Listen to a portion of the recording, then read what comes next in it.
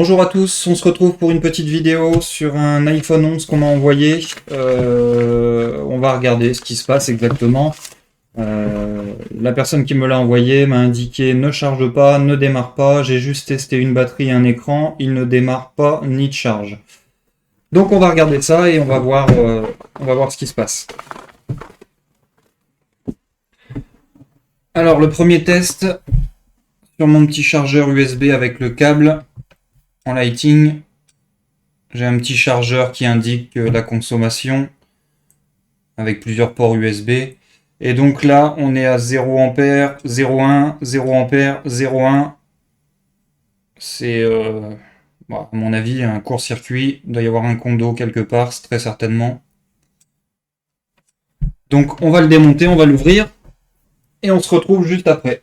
Je vous mettrai le démontage en accéléré, évidemment, parce que sinon la vidéo va durer trop longtemps.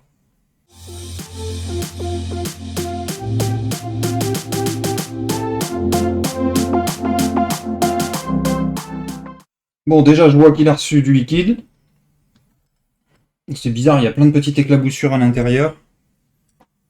Je vous montre. Ouais, vous n'allez pas le voir.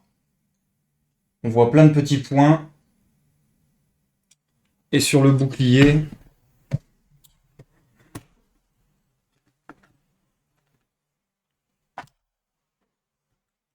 il y a un espèce de truc collant. Je vous passe sous le microscope.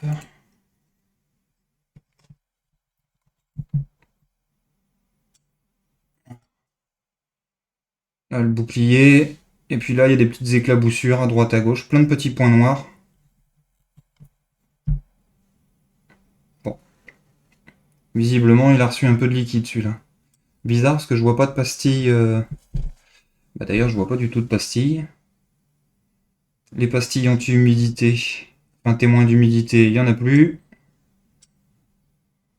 Oh, c'est peut-être un appareil reconditionné. Bon, on va finir de le démonter et on va voir.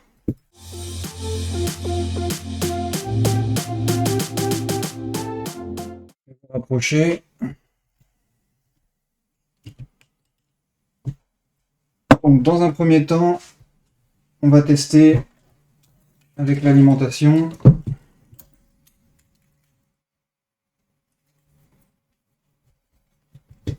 Et voir un petit peu comment il se comporte.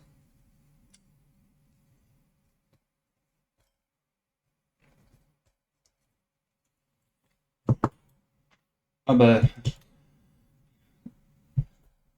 c'est simple, 2 ampères direct de consommation, j'ai même pas besoin d'appuyer sur le bouton de démarrage. Donc c'est bien ce que je pensais, il y a un court-circuit quelque part. Donc maintenant ce qui va être intéressant de voir, c'est démonter la batterie et la mettre sous caméra thermique. Allez, go!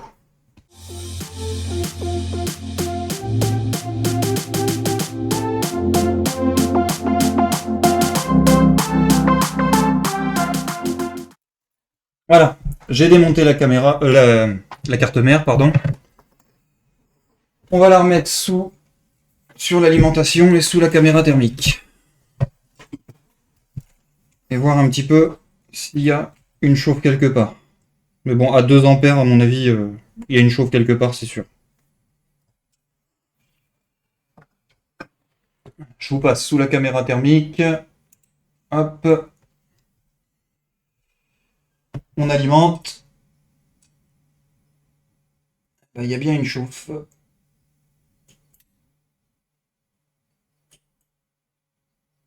Juste en dessous le connecteur écran. On va regarder si c'est de l'autre côté pour savoir si c'est la carte mère haute ou basse.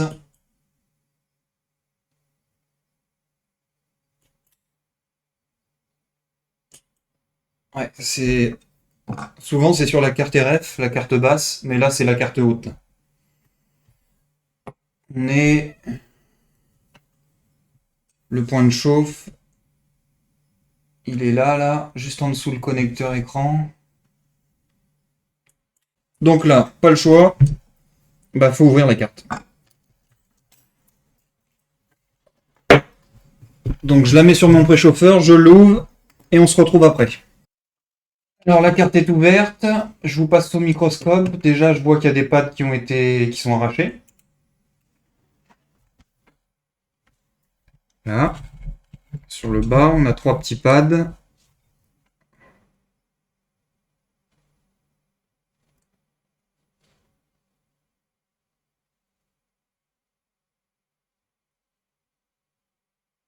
J'en vois pas d'autres.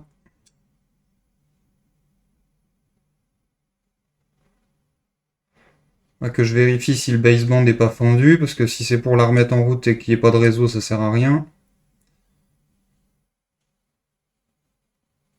Que je nettoie la carte avant.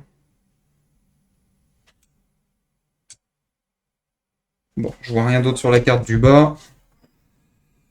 Je vais vérifier sur la carte du haut qu'aucun des points de soudure ne déborde sur un autre à côté, ne se touche. Comme ça, après, je vais pouvoir l'alimenter sans créer de dommages supplémentaires. Bah ça, c'est rigolo. Les 3 points qui manquent sur la carte basse, ils manquent aussi sur la carte haute. C'est une carte qui a déjà été ouverte, c'est bizarre. Parce que normalement, il reste une trace d'EHPAD. Ah ouais, c'est les mêmes.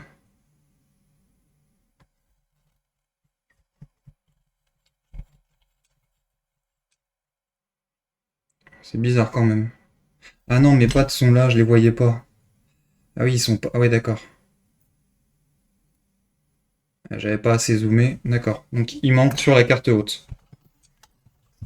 Ça m'étonnait qu'elle ait déjà été ouverte, puisqu'il y a encore la patte thermique. Alors si on regarde, le court-circuit était localisé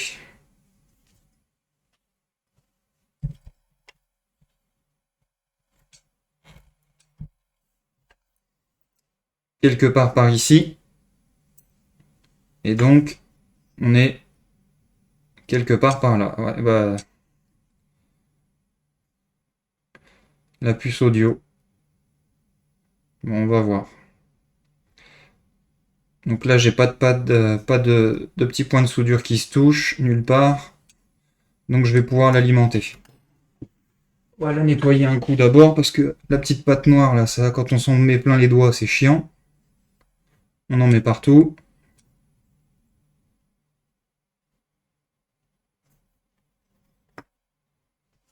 Et ça tâche.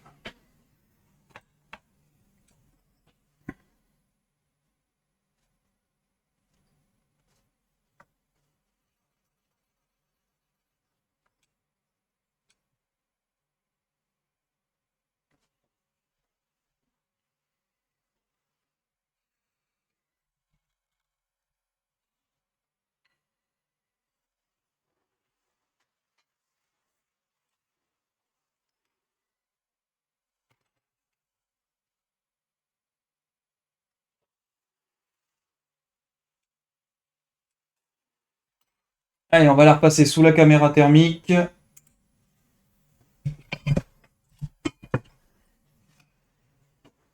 On la rebranche.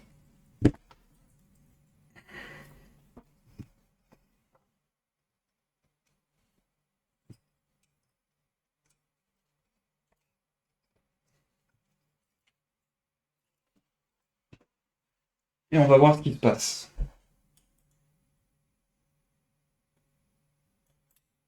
Wow.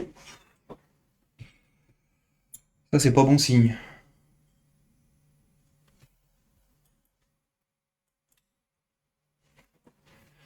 Pas certain que ce soit un des composants.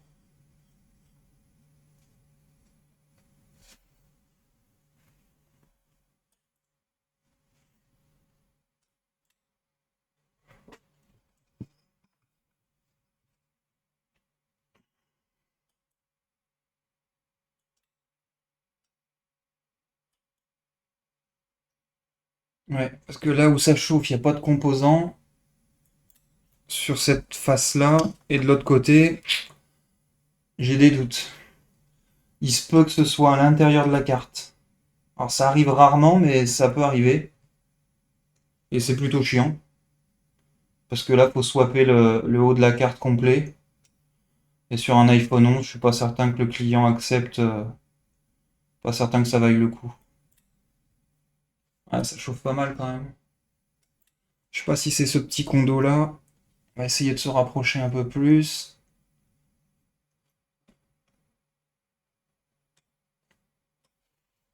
Voilà. Ah, ça chauffe au bord de lycée audio, codec audio.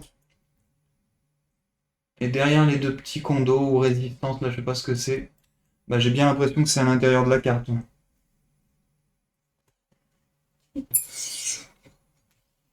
Bon, on va faire quelques vérifications au multimètre. Le petit support pour la carte.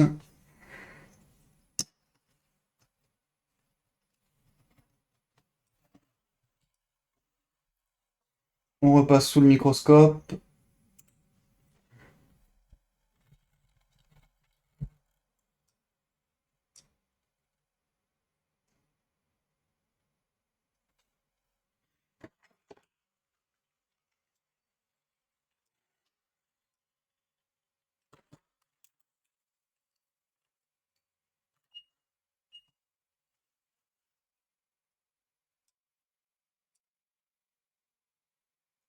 Six cent 685, 637, 0056, 00, la masse, 443, 440, 438, donc il n'y a pas de court-circuit à ce niveau-là. Ah, ça se pourrait bien que ce soit une piste coupée à l'intérieur de la carte. De toute façon, il y a des pas d'arraché, il a pris un choc, alors c'est assez rare, mais l'autre jour ça m'est arrivé sur un iPhone 13, sur la carte du bas, il y avait un gros court-circuit, ça a été très long et j'ai fini par trouver, c'était à l'intérieur de la carte.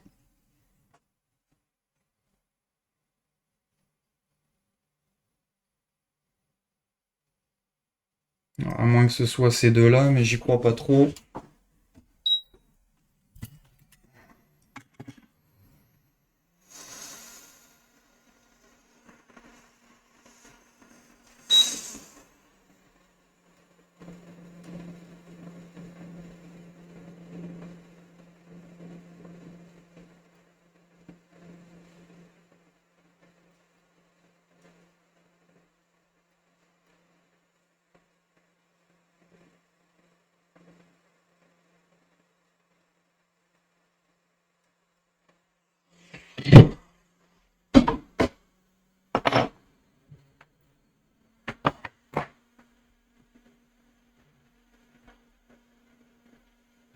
On revérifie au multimètre.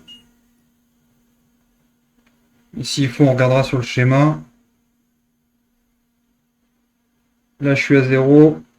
Là, je suis à 320, 0,320.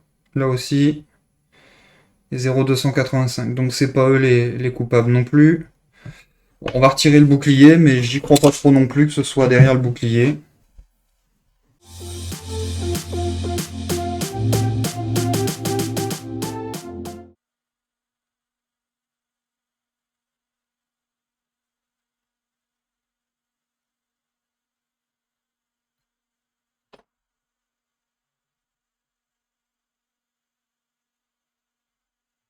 Oh putain, si, je vois ce que c'est.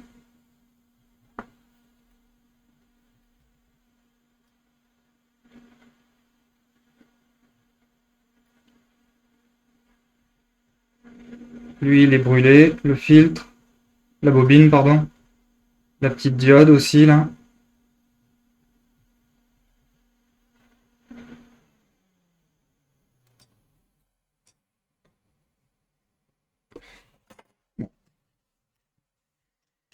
Pour s'en assurer, on va le repasser sous la caméra thermique.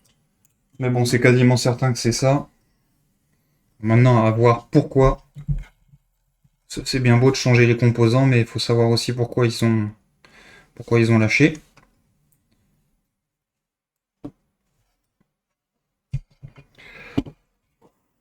On va refroidir la carte un peu, parce que sous la caméra thermique, sinon, si elle est bouillante, c'est pas terrible.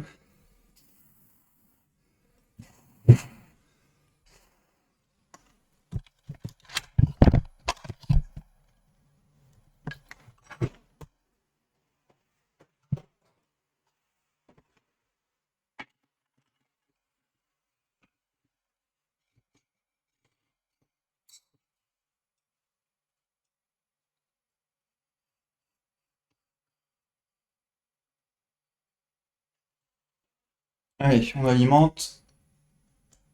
Ouais, bah direct le condo en haut. Juste en dessous la bobine.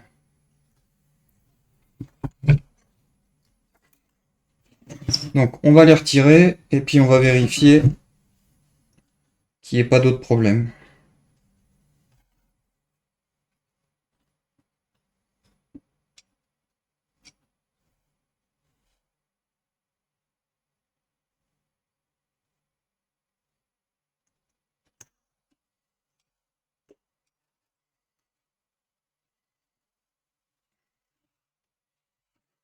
On va quand même regarder à quoi ça correspond sur le schéma. Alors, ah bah, ligne écran.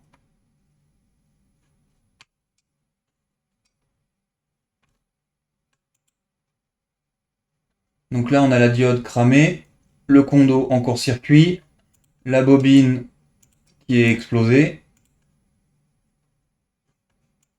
Il y a le VDD main qui arrive dessus. Ensuite, elle passe par la diode. Bon, on va retirer le condo, la diode, la bobine et vérifier qu'il n'y ait plus rien en court-circuit. Les remplacer et on verra ce que ça donne.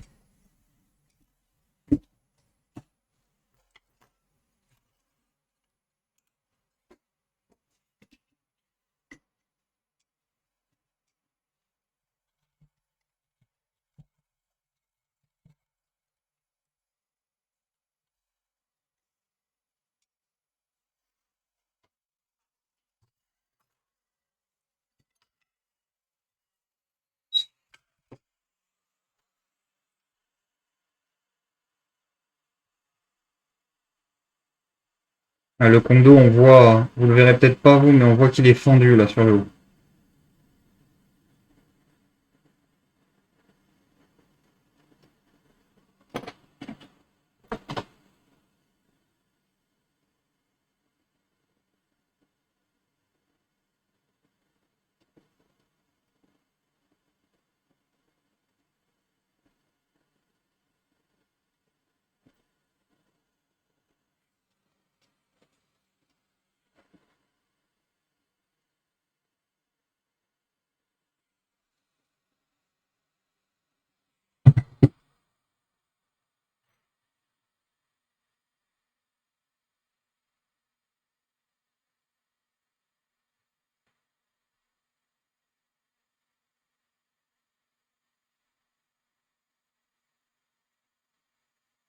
Pas rien d'autre.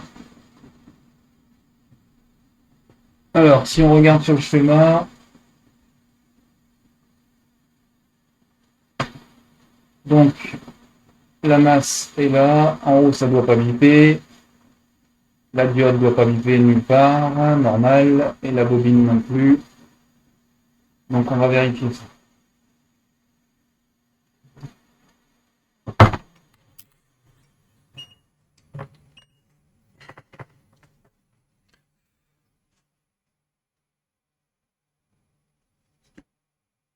La bobine 0300, 0194, la diode 300, 200, 0300 et la 0. Bon, apparemment il n'y a plus de court-circuit. On va vérifier autour. Là on est à la masse 0300, masse 200, 200, la petite diode là 200. Bon, ça m'a l'air pas mal.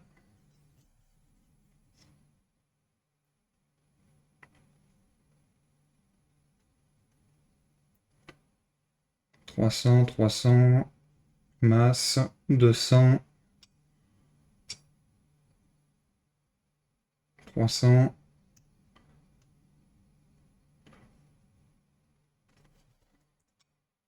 Bon, bah, c'est peut-être juste ça, c'est bizarre. Après, à voir s'il n'y a pas une des puces qui a cramé. Elles sont quand même bien colorées, elles ont changé de couleur. On va voir. Ouais, on va prendre une carte mère donneuse pour pièce, récupérer les composants dessus, et on verra ce que ça donne.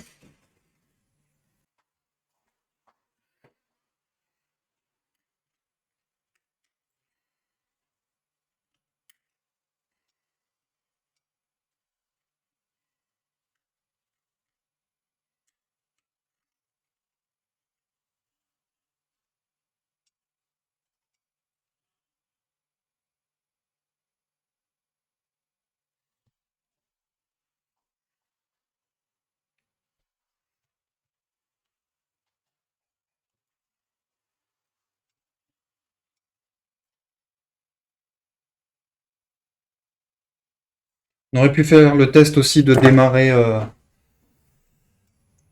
essayer de démarrer le téléphone, voir si on avait une séquence de démarrage, parce que même s'il n'y a pas d'affichage, c'est pas grave, ça va pas l'empêcher de démarrer. Je vais vérifier sur le schéma là, mais je préfère changer les composants avant.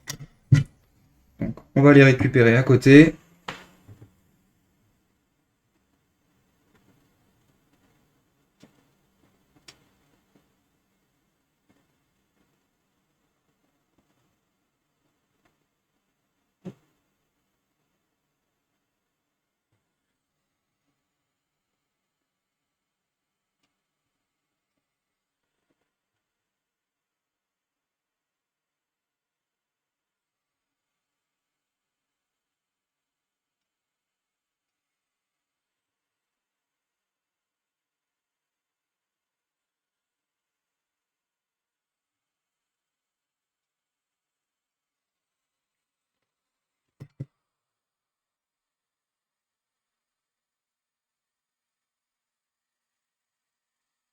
Là, il faut qu'elle est placée comme il faut. Là, je la passe sous le microscope.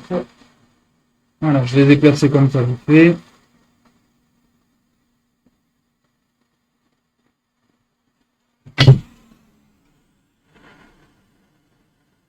J'étame pas l'étain avec plomb parce que y a rien qui gêne. Là, je peux chauffer assez fort.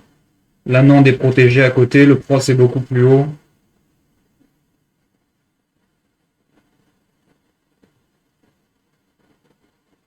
Donc je peux ressouder avec l'étain d'origine.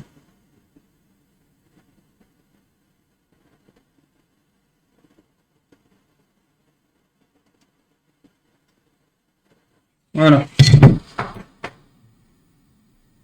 ça c'est fait. Donc maintenant qu'on a changé les petits composants défectueux, on va refaire un test, laisser refroidir un petit peu la carte et tester, voir si ça démarre.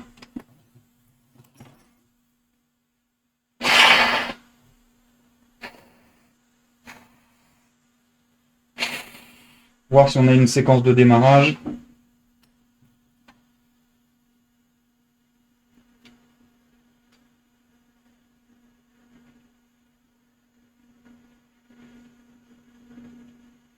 Alors, il se peut que la bobine et la petite diode est cramée à cause du condensateur qui lui a lâché.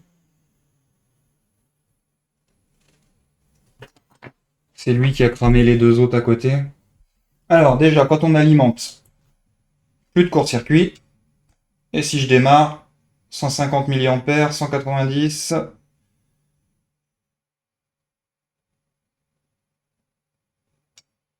200, 100, on a une séquence de démarrage. Pour le confirmer, on peut brancher l'écran dessus, voir si on a l'affichage, éventuellement le tactile.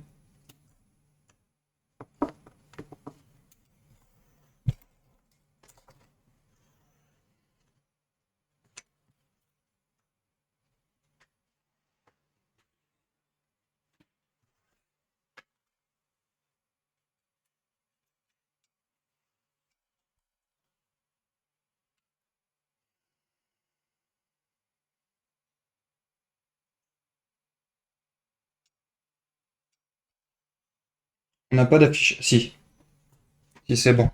Je vous montre. On a la pomme.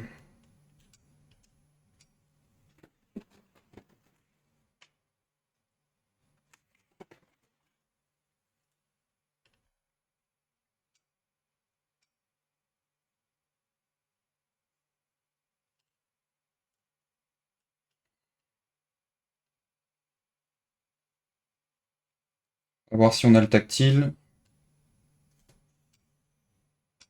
Apparemment, on a le tactile.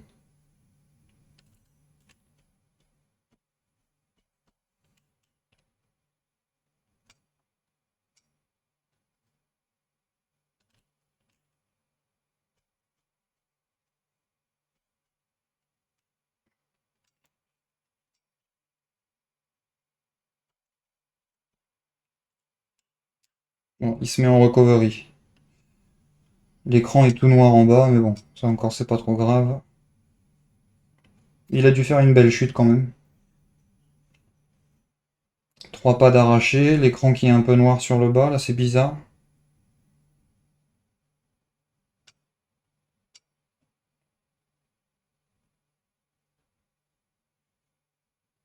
Bon, on va le laisser en recovery. Enfin, on va tout remonter d'abord, ressouder la carte ensemble, les deux cartes ensemble, et puis s'il faut, on le laissera se remettre d'aplomb.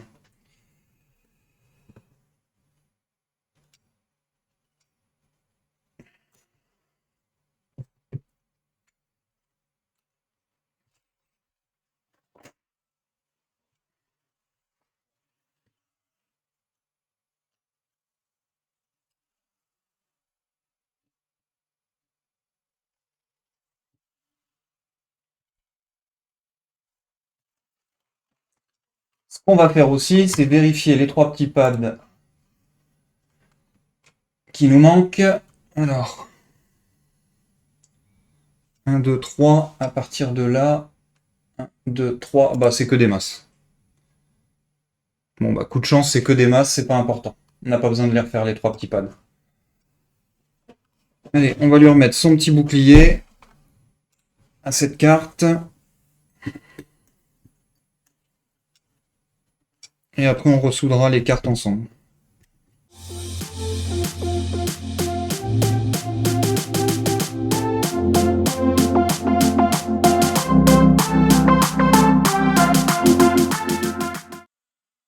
Voilà, le bouclier est remis.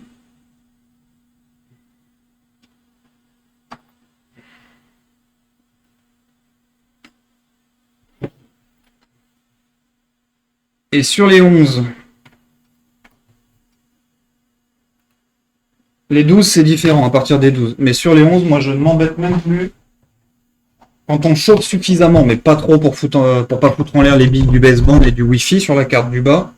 Quand on chauffe pas trop, et que les billes sur la carte haute et basse sont propres, bien arrondies, comme c'est le cas là. Donc ça, pour ça, faut chauffer suffisamment. On peut ressouder sans avoir à rebiller. On a déjà nos petites cales présentes sur des pads tout le long de la carte. Alors moi, je vérifie toujours parce que ça peut arriver qu'une des petites cales se mette debout. Ça m'est déjà arrivé et quand j'ai refermé la carte, ça voulait pas joindre. Ça a été super chiant. Donc je vérifie toujours que j'ai pas une de mes petites cales qui s'est décollée et mise debout. Tout le tour. Sur la carte basse, non. On va retirer, nettoyer la pâte. Ça d'ailleurs c'est un truc, je sais pas vous les autres réparateurs, mais je me suis toujours demandé si on ferait pas mieux d'en remettre quoi. Si elle est là, cette pâte, c'est pas pour rien.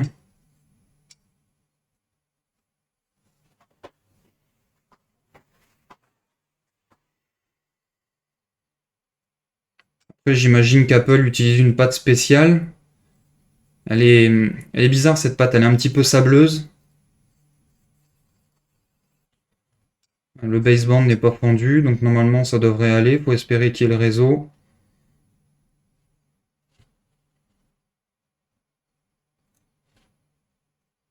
Je vais pas la mettre dans le e-socket, je vais la ressouder directement. Et on verra bien. S'il faut, je la rouvrirai. Il n'y en a pas pour longtemps. Donc, on va commencer à chauffer un petit peu.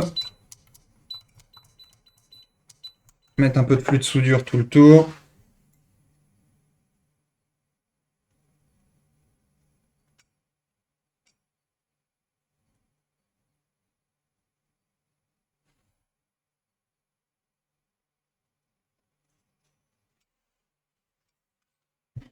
Je vais vous mettre sous le microscope, vous verrez mieux ce que je suis en train de faire.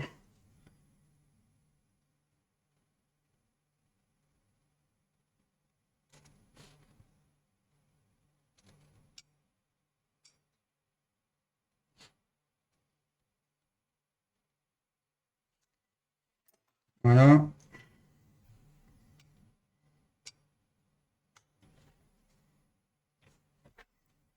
On replace au mieux la carte.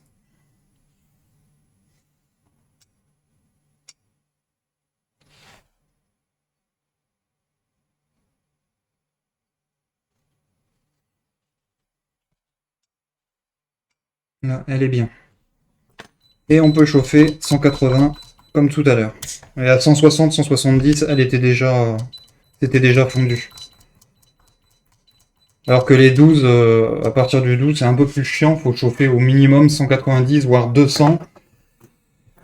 Et une fois sur deux, ça fout en l'air le baseband et le wifi et on est obligé de les reprendre. Enfin, moi, c'est le cas pour moi en tout cas. Après, je j'ai pas moyen de vérifier si ma plaque chauffante est précise. J'ai la caméra thermique Super Camix là, mais elle s'arrête à 100 degrés. Je peux pas vérifier si elle est vraiment bonne.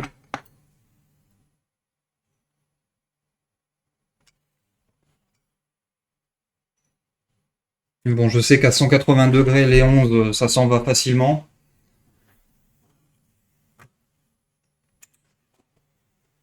Les 12, faut monter à 190, voire 200 parfois.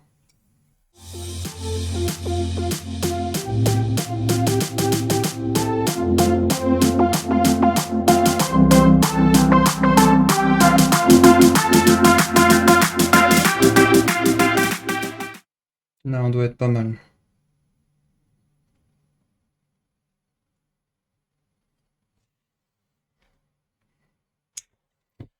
Plus qu'à laisser refroidir.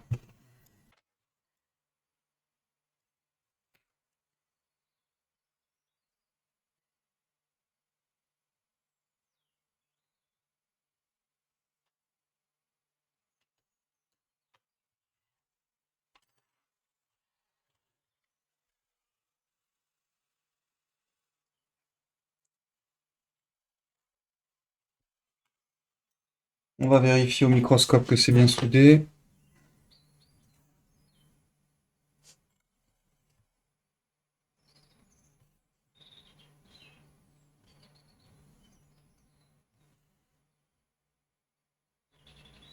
On voit bien les billes de la carte du dessous.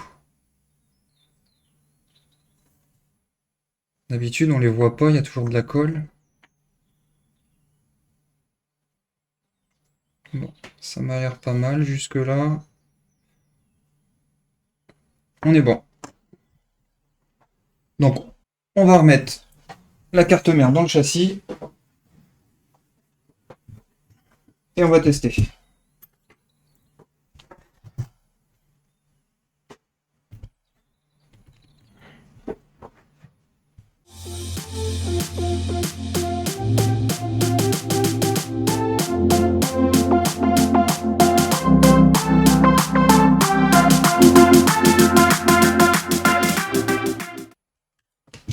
Voilà, tout est branché. On va mettre le câble. Est-ce que je l'ai mis ce câble d'ailleurs? Non.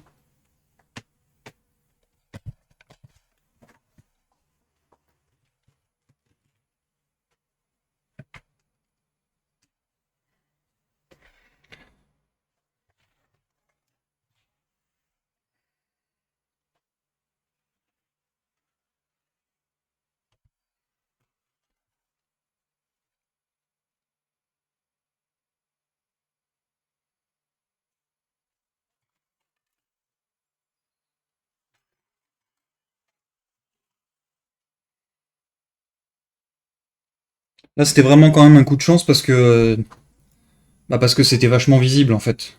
Les composants étaient visibles, ceux qui étaient HS. C'est pas toujours le cas, c'est même assez rare. Des fois, hein, c'est un petit condo qui est fissuré, mais c'est tellement subtil, c'est compliqué de réussir à le voir. Donc voilà, ça fonctionne. Il y a le tactile, maintenant il n'y a plus qu'à tester toutes les fonctionnalités. Par exemple,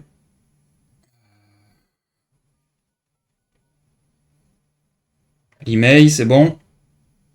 Donc le baseband, pas de souci. Dans information, Adresse Wi-Fi, Bluetooth, modem firmware. Donc ça c'est le baseband, tout est bon.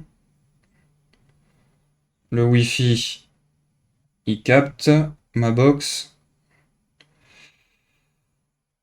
Donc ça m'a l'air pas mal. Il n'y a plus qu'à tester avec la carte SIM, une SIM, et voir s'il capte bien le réseau. Merci à tous d'avoir suivi cette vidéo. Bonne journée à vous.